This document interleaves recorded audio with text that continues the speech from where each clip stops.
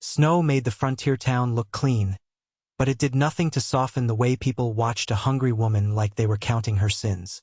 Lien Hua stood beneath a sagging awning where the wind could not decide whether to leave her alone or peel her skin raw, and she held her hands together as if she could warm them through stubbornness. She was 25, a beautiful Chinese widow in a light pink traditional cheongsam that had once been a promise of celebration, and now clung to her body like a memory that refused to die. The fabric was thin for this kind of cold, and every gust found the seams, slipped through, and turned her bones to glass. Church bells rang somewhere behind the buildings, bright and festive, and the sound only made the silence around her feel meaner. She watched families hurry past with parcels and ribbon, watched men in thick coats laugh as if laughter was a resource they would never run out of, and she tried to keep her face calm so no one could say she looked desperate. Her stomach argued in small sharp waves, and her pride argued back, and the fight made her dizzy. "Merry Christmas," a woman said without looking at her, the words thrown like crumbs to birds. Lien Hua swallowed, counted the coins in her pocket with a thumb that could barely move, and did the painful arithmetic again. 1 copper for bread that would not last. 2 coins for a room so cold it would still feel like the street. No money for coal, no money for medicine, and no money left for mistakes. She kept her eyes down because looking into faces made her feel the shape of judgment more clearly, and she had already felt enough judgment to last a lifetime. A small sound cut through the wind, the light clink of metal meeting frozen ground, and Lien Hua looked down to see a coin spinning at her feet like a tiny sun trying to keep itself alive. Her hand moved before her mind could lecture her, because hunger has its own laws, and she reached for it with fingers that shook. "Don't," someone said, not loudly, but with the kind of calm that stopped motion the way a gate stops a horse. Lien Hua froze with her knuckles inches above the snow. She followed the voice upward, and the man standing there looked like he belonged to the weather itself, tall and broad-shouldered, with a worn coat dusted white and a scarf pulled high to cut the wind. His eyes were steady, the color of Winter Creek water, and his face held a quiet hardness that did not feel cruel, only practiced. "It's yours?" Lien Hua whispered, because she assumed the coin had come from him, and she could not afford another accusation. The man's gaze did not leave her hand or the coin, and when he spoke again, his words were precise, like he measured each one before letting it go. "It's not mine," he said, "and it didn't fall. Someone tossed it." Lien Hua's throat tightened as if the air itself had grown sharp. She glanced toward the street and saw a young man a few paces away, smirking behind his mittens, watching her like she was entertainment. The shame rose fast, hot against the cold, and she pulled her hand back as if the coin had burned her. The stranger stepped closer, putting his body between her and the laughter without making a show of it, and he looked at the young man with the kind of stillness that made mockery feel stupid. "Find your mother?" the stranger said, voice quiet and flat. "And tell her she raised a fool." The young man's smirk faltered, then vanished, and he turned away with a muttered curse swallowed by the wind. Lien Hua stood there shaking, not from cold alone now, and the stranger bent down, picked up the coin, and set it in her palm as if placing something sacred. "That was meant to make you beg," he said. "You don't have to." Lien Hua's eyes stung, and she hated that tears could freeze and betray her. "I don't want charity," she managed, because dignity was the last thing she owned outright. The man nodded once, as if he respected the rule. "Then don't take charity," he replied.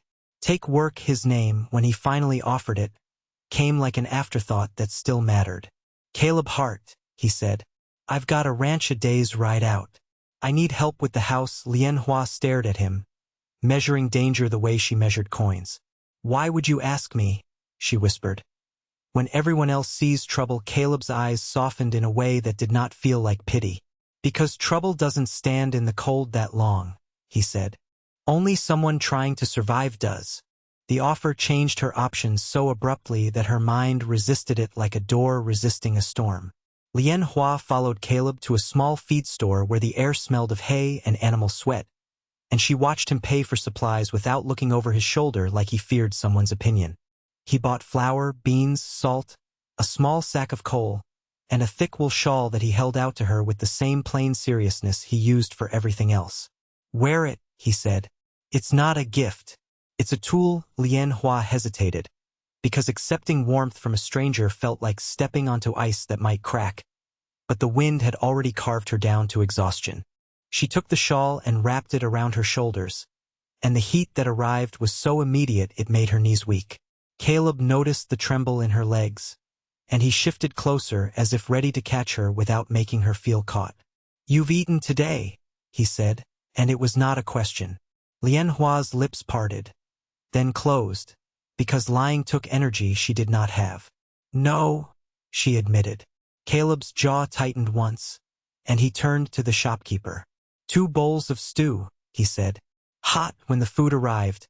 Lien Hua tried to eat slowly, so she would not look wild, but her body refused manners and drank the heat like a dying fire. Caleb ate less than she did, watching the door more than his spoon, and she wondered what kind of loneliness made a man sit so guarded on a holiday. "There will be rules," he said after a moment, as if he could hear her thoughts scraping. "You'll have your own room. You'll be paid. You'll do work that keeps the house running. I won't touch you, and you won't owe me anything outside the job." Lien Hua's throat tightened, and relief came so hard it almost hurt. "Why are you saying that?" she asked, voice low, because she had learned what men sometimes expected when they offered safety. Caleb met her gaze directly. "Because I don't want you afraid of me," he said. "Fear makes people do desperate things." Lien Hua held the spoon still and felt something unfamiliar press against her ribs.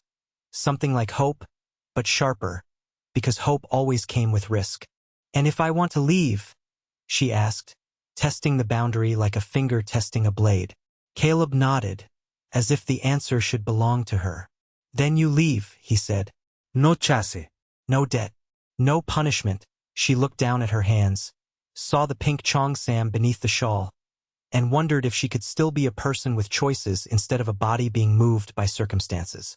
"I can work," she said, voice steadier now. "I can cook, sew, clean, and I learn fast." Caleb's mouth twitched as if he almost smiled but decided against it. "Good," he said. "Then we start tonight. You'll ride out with me before the next storm hits outside." The sky had that bruised color that promised more snow, and the town's holiday cheer felt far away already, like music from another life. They left the town with a small wagon and a single steady horse, and Lien Hua sat beside Caleb with her shawl pulled tight and her hands tucked under it, trying to keep warmth where warmth still mattered. The prairie stretched wide and pale, and the wind chased them as if it wanted to push them back into the judgment they were leaving behind. Caleb drove with quiet competence, his gloved hands sure on the reins, and the only sound for long stretches was the creak of wood and the soft crunch of hooves over packed snow. Lien Hua tried to watch for landmarks the way she watched for exits in any new room, because safety was never real unless she knew how to leave it. "How far is your ranch?" she asked, voice nearly stolen by the wind. 8 miles, Caleb answered. "Maybe 9 if the drifts force us around." Lien Hua did the arithmetic automatically, counting miles like coins, and she wondered what 8 miles looked like when you were running for your life. The cold bit at her cheeks, but the shawl held, and she found herself studying Caleb's profile, the way his eyes stayed on the horizon, the way his shoulders remained tense even when the road looked empty. He carried something heavy inside him, and she recognized that weight because she carried her own. A flock of crows lifted from a fence post and spiraled into the sky, black against white, and the sight made Lien Hua shiver with an old superstition she did not fully believe but still respected. "Do you live alone?" she asked, because the quiet around him felt too complete. "Yes," Caleb said after a pause. "It's been that way for a while." His voice did not invite questions, but it did not forbid them either, and Lien Hua decided not to pry. She had learned that pain often needed permission before it could speak. When the ranch finally appeared, it rose out of the snow like something stubborn that refused to be erased. A small house with a low roof, a barn set back behind it, and fences half buried by drifts. Smoke curled from the chimney, thin but steady, and that small ribbon of gray felt like a miracle. Caleb guided the wagon into the yard, jumped down, and offered his hand to help her. Lien Hua hesitated only a heartbeat before placing her fingers in his palm, and the contact was brief, careful, but it sent a strange warmth up her arm that had nothing to do with the fire inside. Caleb released her quickly, as if aware of the power of even a simple touch, and he opened the door to the house. Heat rolled out, carrying the smell of wood smoke and something clean and plain, and Lien Hua nearly cried again from the relief of it. "You'll sleep in the back room," Caleb said, leading her down a narrow hall. "There's a lock on the inside. Use it if it helps you rest." Lien Hua stopped and looked at him, because offering a lock felt like offering trust without demanding any in return. "Thank you," she said, and the words came out small but real. Caleb's gaze flicked to her face, then away, like he did not know how to accept gratitude. "You can start with the kettle," he said instead. "Water first, then food." Lien Hua nodded, understanding the language of practical care. She set her small bundle on the bed, smoothed her cheongsam automatically as if fabric could steady her nerves, and then moved to the kitchen where the iron stove waited like an altar. She filled the kettle, set it on the heat, and began to work, because work was the only thing that had ever kept her upright when the world tried to bend her into something smaller. The first night held a quiet tension, not the threat of violence, but the unfamiliar weight of safety that still did not feel earned. Lien Hua warmed leftover stew Caleb had stored, and they ate at a rough wooden table without candles or decorations, because Caleb's house did not pretend to celebrate what it could not afford emotionally. The storm pressed against the windows, and the sound of it made the room feel like a shelter and a trap at the same time. Lien Hua kept her posture straight, her movements precise, because she wanted to prove she belonged here on merit, not pity. Caleb spoke little, but when he did, he spoke with the same careful clarity he had shown in town. "You'll be paid each week," he said. $1 and meals. If you can read, there are records you can help with. If you can't, we'll keep it simple." Lien Hua looked up, surprised. "I can read," she said quietly. "Chinese and some English." Caleb's eyebrows lifted a fraction. "Good," he replied. "Then you'll help me keep the ledger. I'm not quick with numbers when my head is full." Lien Hua almost smiled, because the admission sounded like a man confessing weakness without shame. "Numbers are honest," she said. "People are harder." Caleb's mouth softened at that, and for the first time his eyes held something like agreement and respect at the same time. "That's true," he said. Silence settled again, but it was not hostile, only cautious, like a skittish animal deciding whether to stay. Later, when the dishes were done, Caleb stopped at the hall and kept his hands visible at his sides, as if reminding her of his promise through posture alone. "I'll be in the front room," he said. "You lock your door if you want." Lien Hua's chest tightened, and she forced herself to meet his gaze. "I will lock it," she said honestly. "Not because I think you will hurt me, but because my body needs the habit." Caleb nodded once, accepting the truth without offense. "That's fair," he said. "Habits kept you alive." Lien Hua stepped into her small room, closed the door, slid the lock into place, and leaned her forehead against the wood for a long moment. The bed was simple but clean, the blanket thick, and a small basin of water sat near the washstand like someone had thought ahead for her comfort. She undressed carefully, folding the light pink cheongsam with the reverence of someone folding a piece of her identity, then wrapped herself in a borrowed nightshirt she found on the bed. The fabric smelled faintly of soap and cedar, and the scent made her feel strangely safe and strangely lonely. She climbed under the blanket, listened to the wind claw the walls, and tried to sleep, but her mind kept circling the same question in different shapes. Why would a man like Caleb Hart, alone on a ranch, offer work and boundaries to a widow everyone else wanted to ignore? Somewhere in the front room, she heard the soft scrape of a chair, then the slow, steady crackle of fire, and the sounds felt like a promise made without words. Morning arrived as a dim gray light, and the storm had laid new snow like a fresh cover over every track, as if the world wanted to pretend yesterday never happened. Lien Hua woke with her muscles stiff, but she woke warm, and that alone felt like a victory.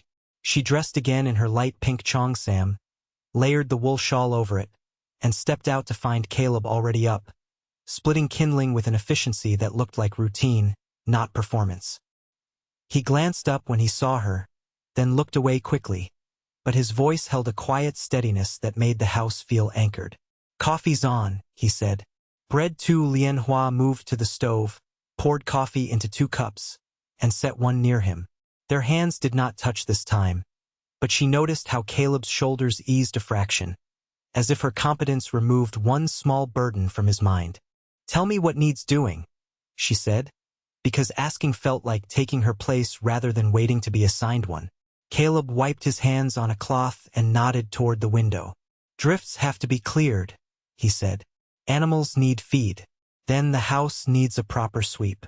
If you can sew, there's a tear in a blanket I keep meaning to fix." Lien Hua nodded, already arranging the day in her head like a list of steps across ice. "I can fix the blanket," she said. "And I can cook something better if you have supplies." Caleb's eyes flicked to her face, and something like surprise lived there. The surprise of a man not used to being cared for. "We've got beans and flour," he said. "Not much else." Lien Hua took that as a challenge, not a limitation. "Then we'll make it last," she said, and the words sounded like a vow before she meant them to. The day passed in steady work, and the work did what sermons never could, because it built a bridge without forcing either of them to admit they needed one. Lien Hua swept the floors until the boards showed their true color again, scrubbed the stove, mended the blanket with careful stitches, and hung damp cloths near the fire to dry. Caleb shoveled snow, fed the animals, checked the fence line, and came in occasionally to add wood to the stove without hovering. When he stepped inside with snow on his shoulders, Lien Hua handed him a cup of coffee without asking, and he accepted it with a small nod that felt like gratitude expressed in his language. In the late afternoon, while she kneaded dough, Caleb stood near the door and watched her hands work as if he had forgotten how ordinary domestic life could look. "Your husband," Caleb said suddenly, the words cautious, as if he feared stepping on a wound. "He died recently." Lien Hua's hands slowed, and her throat tightened, but she kept working because stopping would invite collapse. "Yes," she said, "and the town decided that made me suspicious." Caleb's jaw tightened. "Widowhood doesn't make a person guilty," he said quietly. Lien Hua gave a small bitter laugh that held no humor. "In some places it does," she replied. Caleb looked at her then, truly looked, and his eyes held anger that did not belong to him but still rose on her behalf. "Here," he said, voice low. "You work, you eat, you rest, and nobody gets to decide what you deserve based on gossip." Lien Hua felt something shift inside her, like a stone moving from one place to another, and she forced herself to keep her voice steady. "And what do you deserve?" she asked softly, because the question came before she could stop it. Caleb's gaze dropped to the floor, and for a moment his quiet authority looked like a man carrying grief he never unpacked. "I don't know," he admitted. "I stopped asking that a long time ago." Lien Hua watched him in silence, feeling the shape of his loneliness match the shape of her own.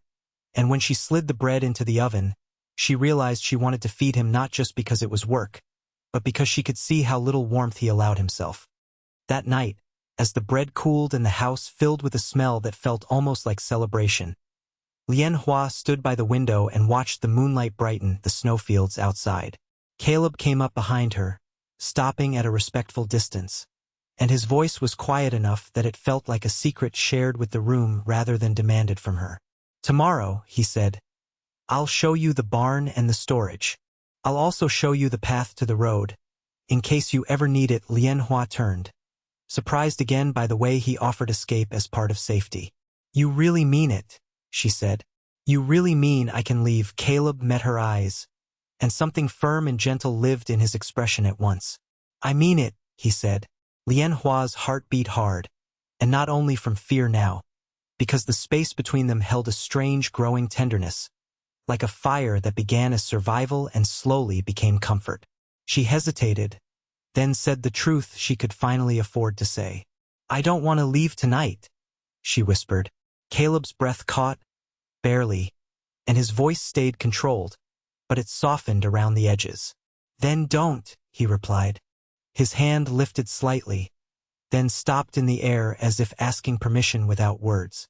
Lien Hua watched the gesture, saw restraint instead of entitlement, and she took one slow step forward until their hands brushed, the lightest contact, enough to make her skin feel awake. Caleb did not pull her closer, did not claim the moment, but his fingers curled gently around hers, warm and steady, and the intimacy of that simple hold made her eyes sting. "You're safe here," he said, the words spoken like a promise he intended to keep even if it cost him something. Lien Hua swallowed, held his hand a little tighter, and felt the storm outside fade into background noise. "I want to believe you," she whispered. Caleb's thumb moved once against her knuckles, careful and slow, and his gaze held hers with a quiet seriousness that felt like devotion taking its first breath. "Then we'll build it," he said. "One day, one choice, one step." The storm deepened overnight, not with violence, but with persistence, the kind that wore down defenses through hours rather than force. Wind pressed against the house like a living thing testing boundaries, and the sound of it seeped into Lien Hua's dreams until she woke with her heart racing and her breath caught halfway between panic and memory. For a moment she did not know where she was, only that the dark felt heavy and the cold felt remembered rather than present. Then she smelled wood smoke, steady and warm, and she heard the low murmur of a man's voice from the front room, not speaking words, just making sound as if reminding the world he was awake and watching. Lien Hua sat up slowly, wrapping the blanket around herself, and listened until her pulse settled into something manageable. She dressed, smoothing the pink cheongsam as she always did, because the ritual grounded her, then opened her door and stepped into the hall. The house was dim, lit only by the stove's low glow, and Caleb sat at the table with his coat still on, mending a strap with thick thread and practiced hands. He looked up when he heard her, immediately alert, then softened when he saw her standing there, small and wrapped in borrowed warmth. "Did I wake you?" he asked, voice quiet and careful. Lien Hua shook her head.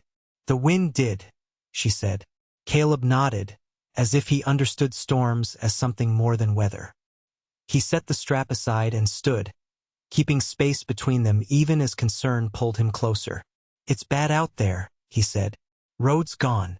We're snowed in until morning at least." Lien Hua felt fear flicker, then fade, because isolation here felt different than isolation in town. "That's all right," she said after a moment. "I don't feel trapped." Caleb watched her closely, as if the statement mattered more than the situation itself. "If you do," he said, "you tell me." Lien Hua nodded, and something unspoken settled between them like an agreement signed without ink. They moved through the night together without naming what they were doing, sharing small tasks because shared work made the hours feel less long. Lien Hua put more wood on the fire while Caleb checked the windows, reinforcing shutters with quiet efficiency. When she handed him a mug of reheated coffee, their fingers brushed again, and this time neither of them pulled away immediately. The contact was still, deliberate, and the heat of his skin traveled up her arm in a way that made her breath hitch. Caleb noticed, of course, because he noticed everything, and his jaw tightened as if he were choosing restraint over instinct. "You should sit," he said gently. "You look tired." Lien Hua obeyed, settling onto the bench near the stove, and Caleb joined her a moment later, sitting close enough that she could feel the warmth of him without being touched. The fire cracked softly, and the storm howled outside, and the world narrowed to the space they shared. "I haven't been close to anyone in a long time," Lien Hua said quietly, the confession slipping out because the night felt honest. Caleb's shoulders stiffened, then eased. "Neither have I," he replied. She glanced at him, surprised by the simplicity of the admission. "Why?" she asked, not accusing, just curious. Caleb stared into the fire as if it held answers he was still negotiating with. "Because everyone I loved," he said slowly, "either left or died, and I decided the safest way to keep breathing was to stop reaching." Lien Hua felt the truth of that settle into her bones, because she had made similar calculations herself. "Safety can be lonely," she said. Caleb turned to her then, his gaze steady but raw. "Yes," he agreed. Silence followed, heavy but not empty, and in that silence Lien Hua felt something fragile forming, like trust stretching its limbs after a long confinement. As the hours passed, fatigue softened the sharp edges of their restraint, and the bench felt colder than the space beside Caleb. Lien Hua shifted closer, not asking, just moving slowly enough that he could stop her if he needed to. He did not stop her. Their shoulders touched, then stayed touching, and the simple contact felt more intimate than anything she remembered from before her loss, because it carried choice rather than obligation. Caleb's breathing changed, just slightly, and his voice came low and steady. "If this feels like too much," he said. "We stop." Lien Hua nodded, her head brushing his arm. "If it feels like too much," she replied. "I will say so." The agreement sat between them like a third presence, something that made the closeness safer rather than heavier. Lien Hua rested her head against his shoulder, tentatively at first, then fully, and Caleb's body responded with a careful stillness that told her he was holding himself in check. She could feel his heart through his coat, steady and strong, and the rhythm of it soothed something inside her that had been fractured for months. "You smell like cedar," she murmured without thinking. Caleb huffed a quiet sound that might have been a laugh if he allowed himself one. "That's the soap," he said. "And the barn." Lien Hua smiled, a small real smile that surprised her with its ease. "It's a good smell," she said. Caleb's arm lifted, slow and deliberate, giving her time to pull away if she wished, then settled around her shoulders, not pulling her closer, just enclosing space so the cold could not reach her. The gesture felt protective without being possessive, and Lien Hua closed her eyes, letting herself rest. Morning came pale and quiet, the storm spent, leaving the world muffled and new. Lien Hua woke on the bench with her cheek against Caleb's shoulder, his arm still around her, and the realization did not bring panic. Instead it brought a warmth that spread slowly, carefully, as if afraid to startle her. She lifted her head slightly, and Caleb stirred, blinking awake, his eyes immediately finding her face. For a moment neither of them spoke, the closeness charged with awareness, and Lien Hua felt the urge to apologize rise out of habit.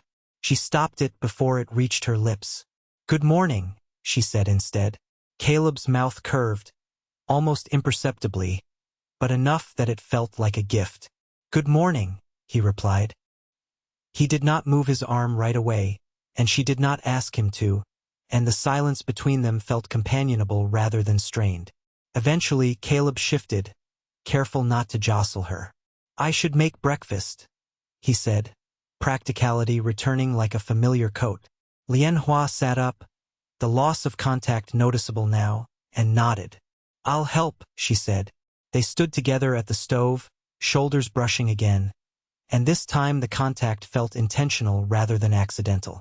When Caleb reached past her for the kettle, his hand hovered at her waist for a second longer than necessary, not touching, just acknowledging the space, and Lien Hua's breath caught. She turned to face him, heart pounding, and met his gaze.